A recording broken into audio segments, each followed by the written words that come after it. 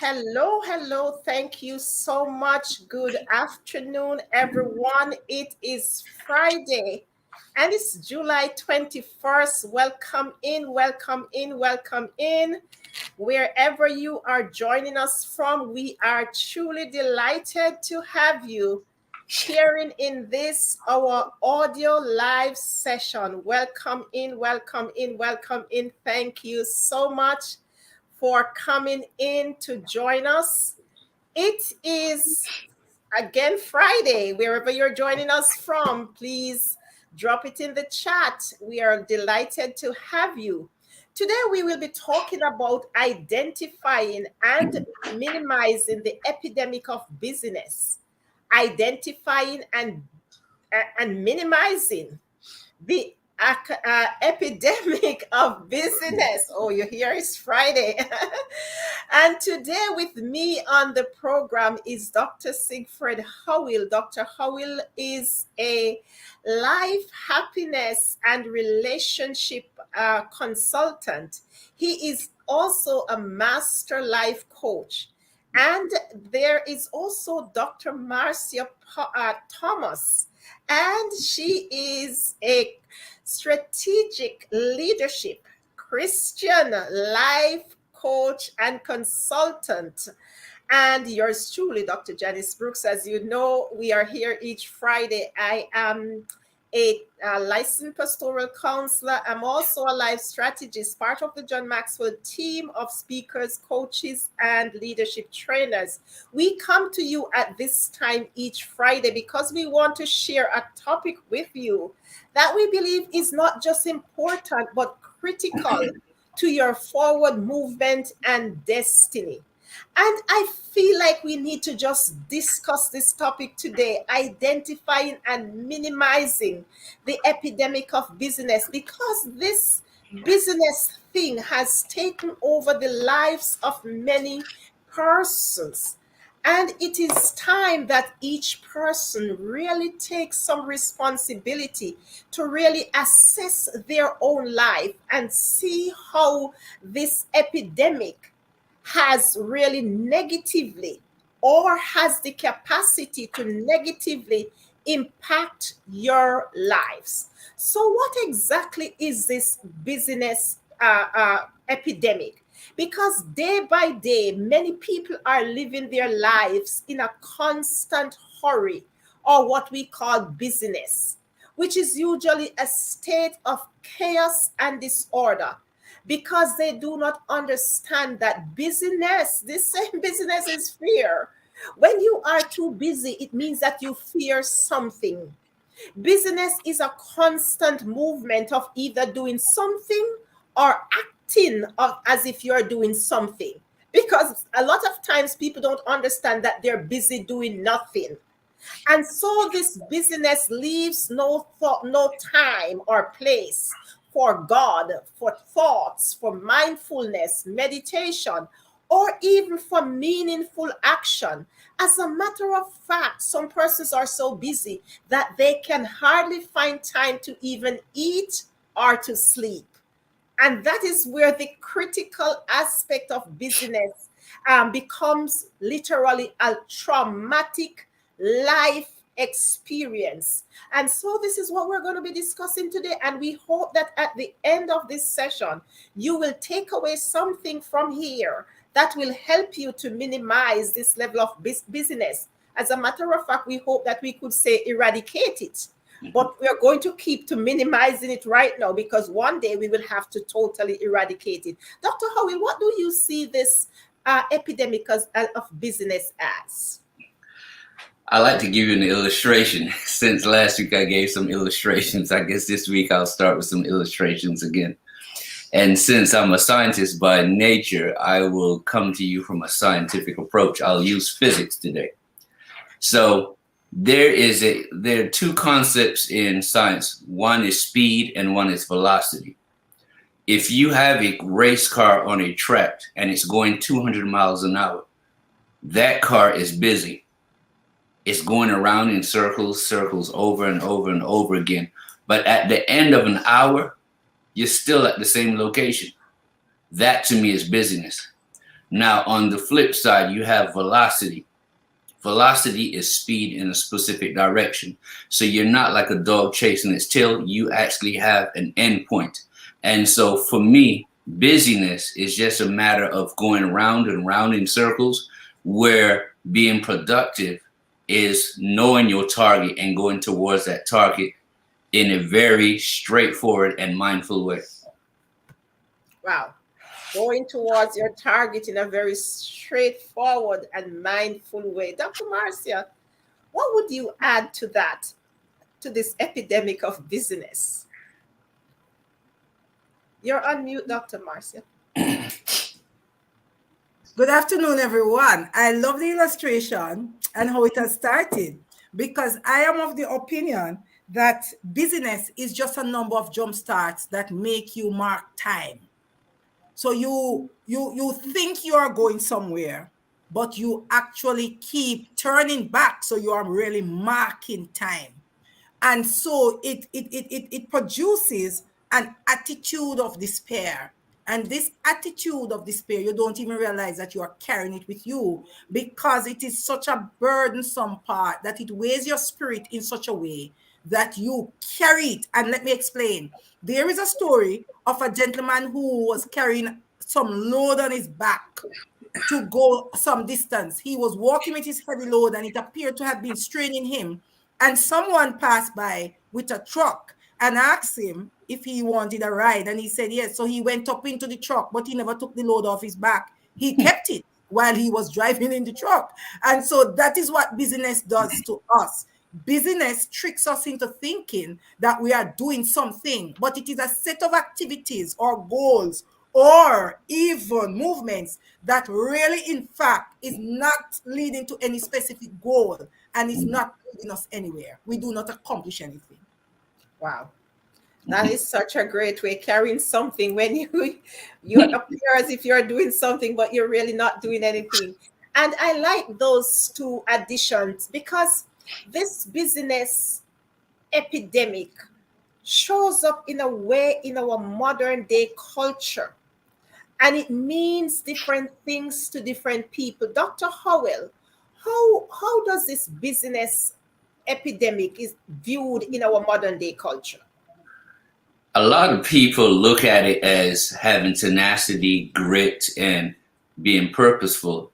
But the danger in that is that people associate the amount of time you put into doing something with actually being productive. And productivity is what you get completed at the end of a specific amount of time. So you can be busy but not productive. And one of the things that I want to say is this: when you engage in being busy or in busyness, you get up and the first thing you do is you grab your cell phone and you check your messages and you deal with this, you deal with that, and you're texting while you're driving, and because you think you don't have enough time. By the time you get to work, you're already stressed out, and now you're trying to work while stressed and all that stuff. You're being busy, but you're not being productive.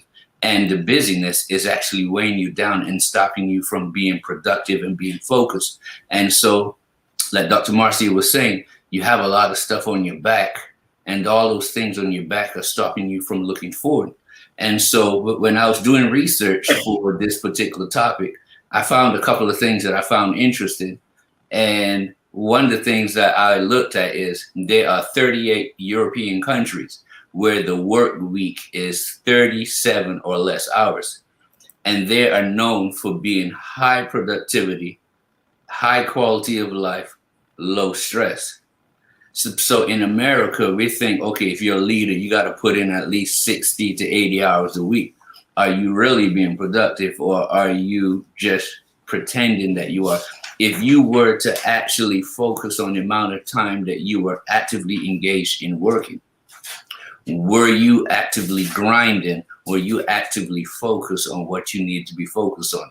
And so oftentimes we try to mix those two words together. We know busyness with productivity, and they're not synonymous with each other. Excellent point, Dr. Howell. I would want to also, before I get over to Dr. Marcia with the next question, I would also want to just say something more about our modern day culture, because as our modern day culture also looks at business as a necessity. They believe, most people believe, that working multiple jobs to make ends meet is caring for your children, caring for your home, caring for your family. So they are, as I'm not sure who used the word, grinding away literally, doing all of these jobs to make ends meet, and the ends many times cannot meet.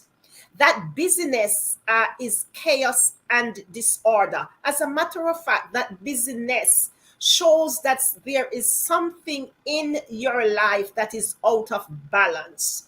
Also, this modern day culture look at business as job security.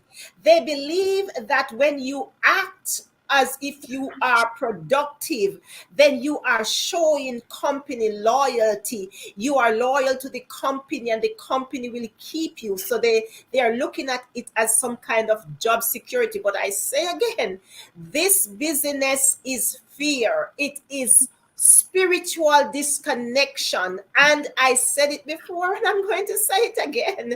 It is a force from hell. There is nothing, and when I say absolutely nothing good about this epidemic of business. So, Dr. Marcia, now that we have said that, uh, uh, is the world really busy? Or is this busy thing just in the minds of people and is out of control? You're on mute, Dr. Marcia. There is no doubt that the activities and the world has become a little busier. But the busyness of the world is orchestrated by man and how they perceive themselves. Busyness by its very nature is not of God. And he has highlighted many things in scripture that points to the fact that in these last days, we are going to be so occupied with the cares of this world that we will become so distracted that we have no time for ourselves and for the things that really matter.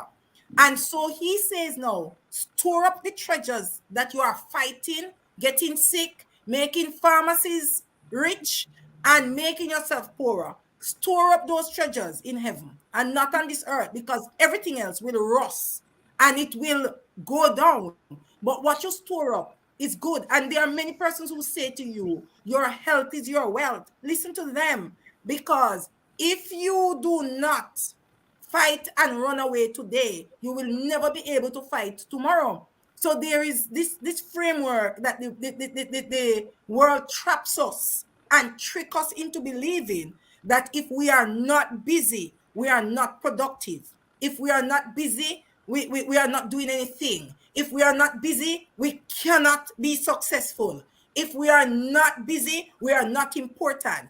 And I don't know, have you ever had an experience where you make an appointment at a particular organization, whether it is a doctor, surgery, or anywhere, and you go there and you wait 3 hours and you see the persons who are waiting and walking up and down and as if they are madams in a nice little picket and cannot fit their own peg in a square hole. They just can't fit. And you stop them and you say so and so and so, and they say, give me 5 minutes. But when they go there, it's just interruptions.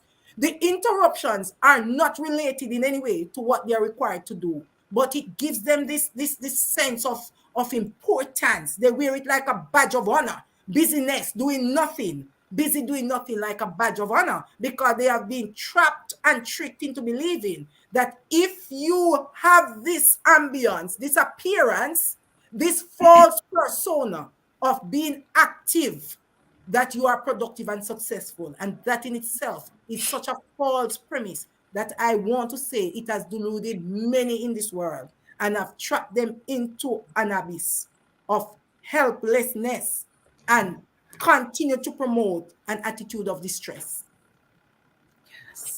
Dr. Marcia, that is such a great way to put it, running around like bees. And when we think about the mind, I also want to think that, people have to, every single person, this is a personal thing, every single person has to assess themselves or get some form of assessment from others, because this business needs a mind healing. This business needs a healing in the mind, because that is where it starts. So Dr. Howell, and before I come back to Dr. Marcia, and I want to ask you, what can people do to minimize the busyness in their lives? I'm glad you asked that question. There are quite a few things that we can do to minimize the busyness in our lives. The first thing we can do is write a to complete list, not a to-do list. A to-do list keeps you busy, where a to complete list gets you to the end point. So that's one of the first strategies you can work on. And secondly, you can set boundaries and prioritize your tasks.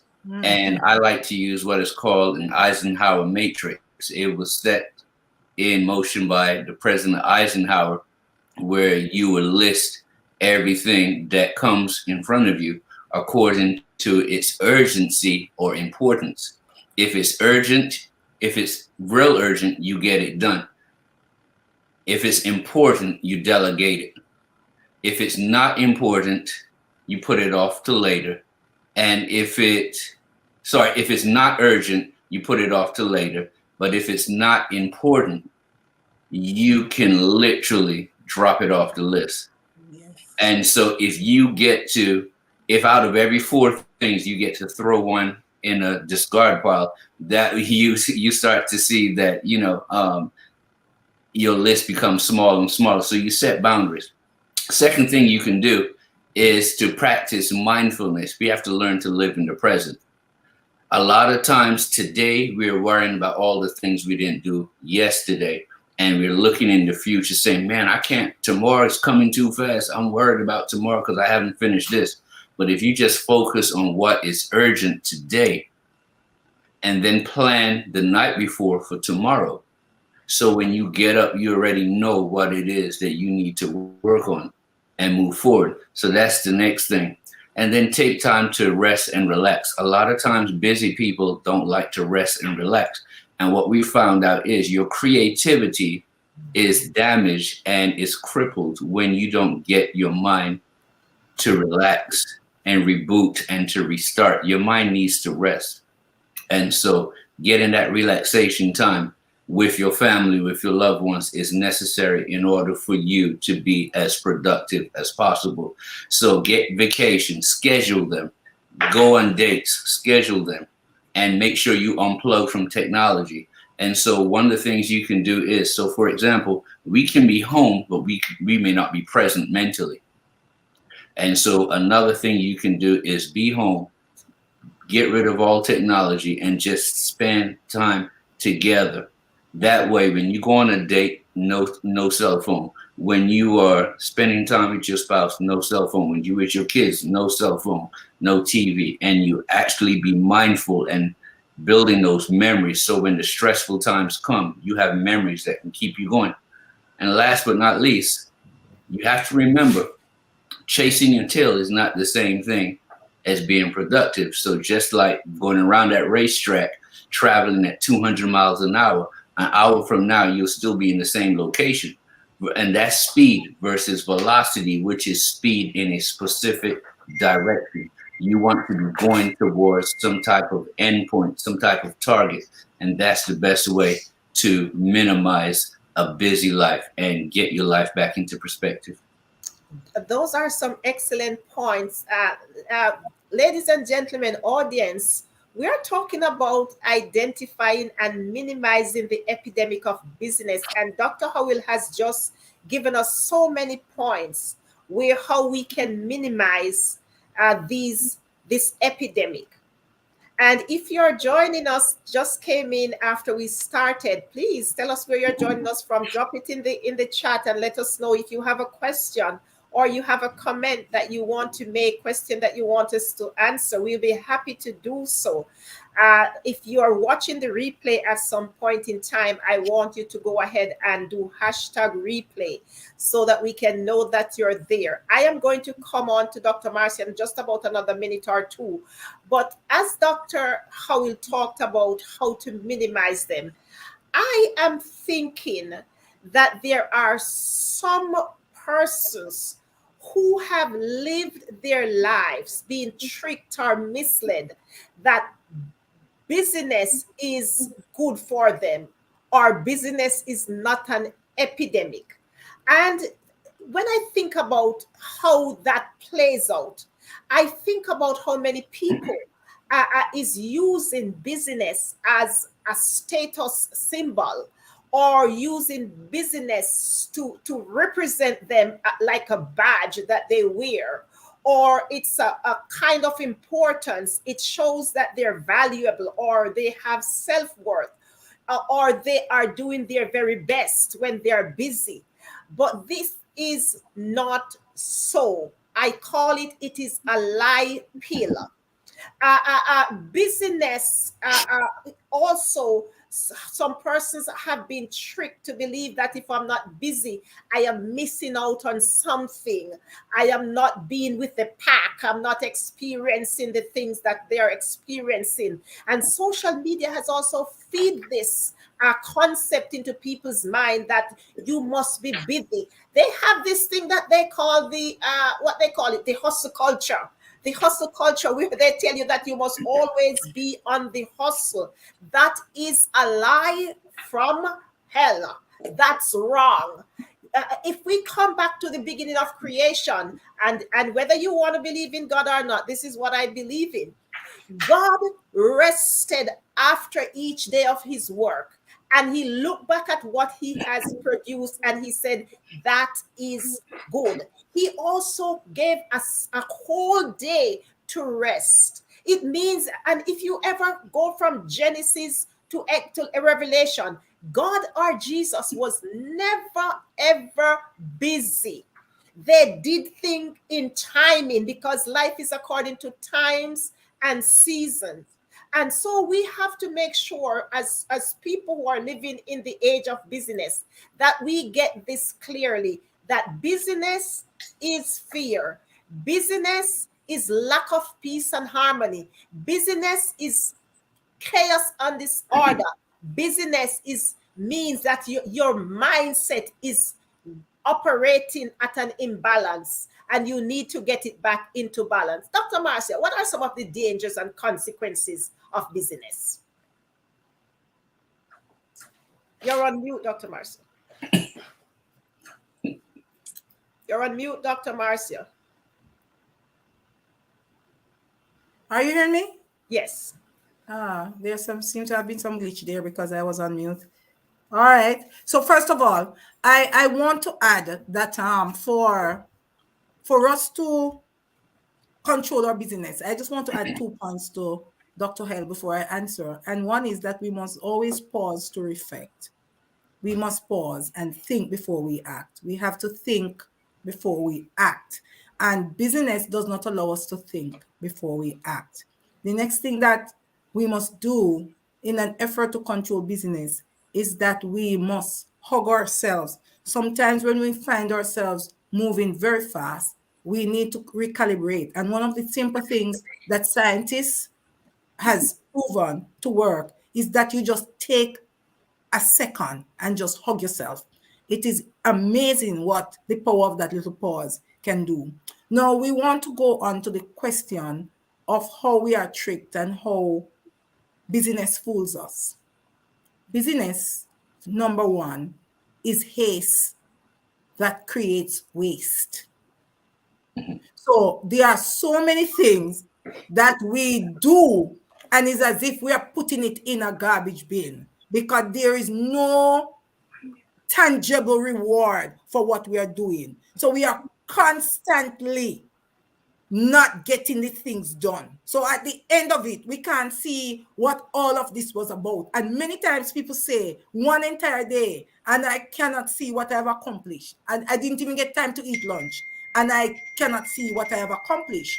The next issue, the next issue that comes up, the next issue that comes up with business is the issue of the burnout. A lot of times, as we move through this, our busy chores or activities, the many interruptions, the many distractions, and the many calls of many voices, we find that we feel like we just pull out our hair many times, and we feel as if we would scream, and we feel as if we would just drop down, and we just don't know where we are. Sometimes we get so sick that we have to go to the doctor. And you know what I have discovered about business, Dr. Brooks and Dr. Howell, is that when you are so busy that you are not able to have lunch and so on, when you go to the doctor cannot even pinpoint what is wrong with you.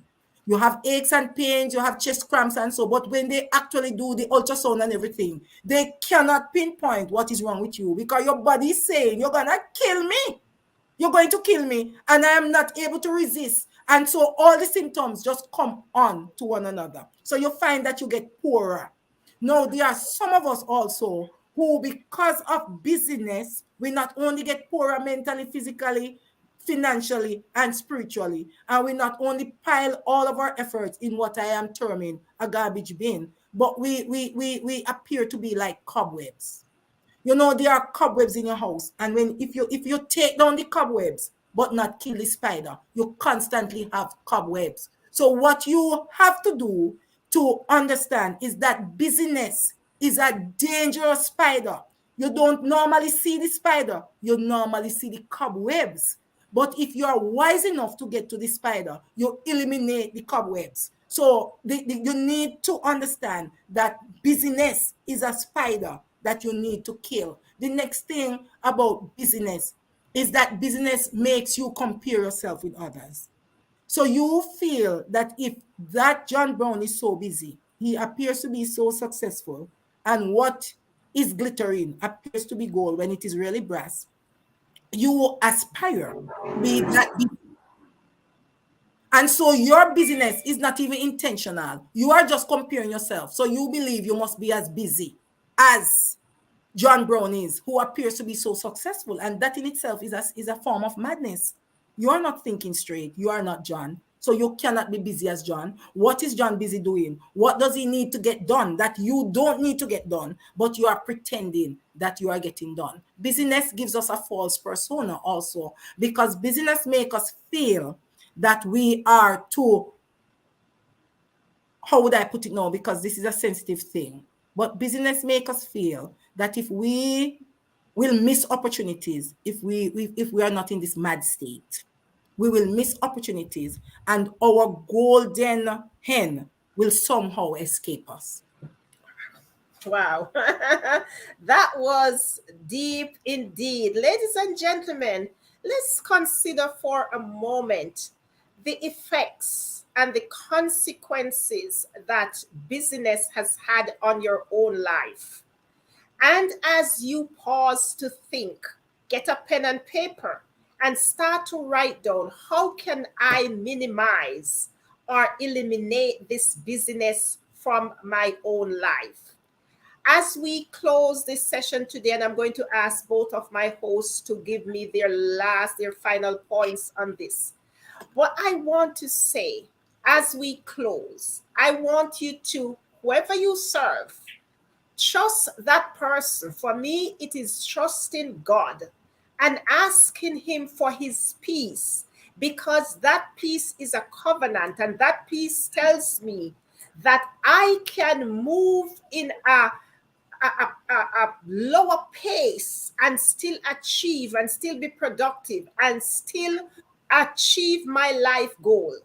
That peace tells me that if I hurry, if I am too busy, I am weakening my immune system. I will become poorer if I do not calm down off the busyness, because busyness allows you to give your money to the rich, to the doctors, to the employers, to the manufacturers who make all these medications. So trust God and ask Him for peace.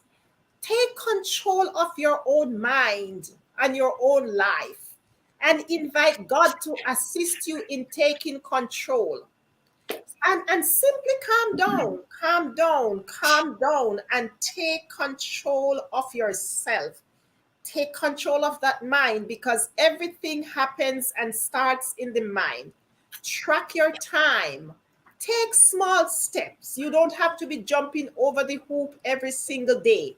Step away from the cases and the causes that keeps you busy all the time. Release yourself of the guilt. There is a guilt that says if you're not busy, you're not doing anything. Or why are you sitting there? Get up and do something. Release yourself from the guilt. That's a guilt trip. And finally, commit to breaking the relationship with busyness. If you are busy, it means that you have a relationship with busyness.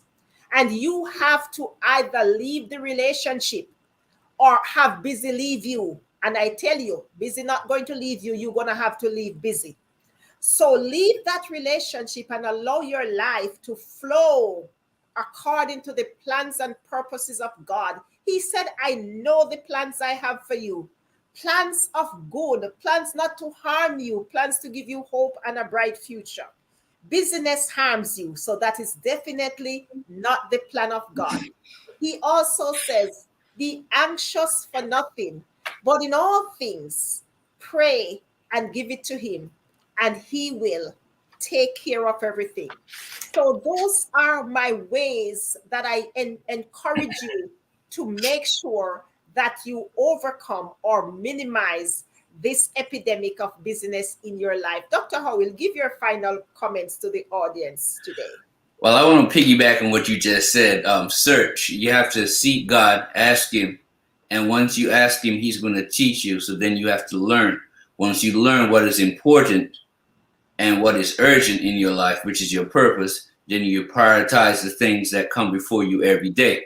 Once you prioritize those things, you'll be able to set boundaries around the trends and the things that aren't as important in your life, so that you would minimize your potential of burnout. And don't suffer from FOMO, fear of missing out.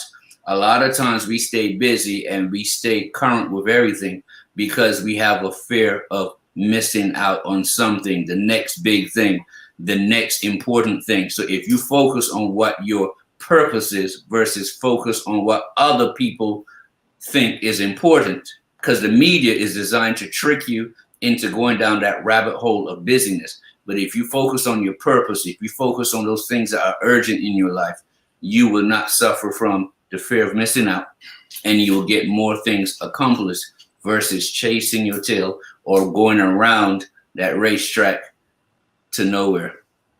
Thank you so much. Dr. Marcia, your final words before we close this session this afternoon. And my final words would be, if you're irritable, if you do not have time for yourself, if you are constantly on the path of the migraine, if you are constantly burnt out, if you are constantly interrupted or distracted, then you are plagued by the epidemic of busyness, and you are surviving, but you are not striving. Seek to strive. Striving means that you love God, you love yourself, and you love others. If it is that you have managed to balance all of that and prioritize it in that order, then it means that you are well on your way. Mary and Martha were both visited by Christ. Martha, who loved to cook, was always in the kitchen thinking that those things were most important. Mary was one who loved knowledge. Martha complained that she had to be so busy doing those things. God lovingly confronted her, and He said to her, Mary has chosen the good part. I say today, choose the good part. He has placed busyness places before you life and death. Choose life. Life means that you are able to live your best self, and you're able to live in abundance. You're able to grow and develop, and you're able to emerge and evolve as and do the things that God created you to be. Busyness is a trap, it is a pit, it is your enemy. Thank you so much, Dr. Mhm. Marcia. What a great way to wrap up this session today. Identifying and minimizing the epidemic of busyness. Please, I hope you take something away from this session. Join us again on next Tuesday morning at 7:45 a.m. Eastern Time as we talk about another topic that we believe is relevant and critical to the forward movement and destiny of every person who listens. Also, we not just talk about these sessions here, we teach in a Zoom room. We have group coaching, group counseling sessions. We teach, we have master classes. As a matter of fact, on this Tuesday at 8 p.m., we will have one such master class coming up. And that one is called Mastering the Art of Moving On. You want to hear this. You want to be in that Zoom room. Watch out on the media for the link. Register at my website, which is drjanisbrooks.com, or at Dr. Marcia's website, which is drptmotivate, the number 22.com. Register for this masterclass because there are so many things that you need to move on from. All of us need to move on from some things, but we can't if we are not able to master moving on. We will be going around the same things day by day. But if we learn to master them, then we learn to move on. So please join us again. Dr. Siegfried Howell, thank you so much for being a great co-host. Thank you for Dr. having me. Marcia, thank you as usual. And I'm your truly Dr. Janice Brooks. Please, you can also contact us individually because we do our individual work. Dr. Marcia, as I said, is a Christian leadership coach and consultant. Dr. Siegfried is life purpose, relationship, happiness coach and consultant. And I am a life strategist, providing you with a strategy for everything in your life. You don't win life battles by strength. You win life battles by using the right strategies. So thank you so much again, ladies and gentlemen, for joining us. God bless you, and you have a wonderful rest of your Friday. Thank you so much for being with us. Bye, everyone. Bye, everyone.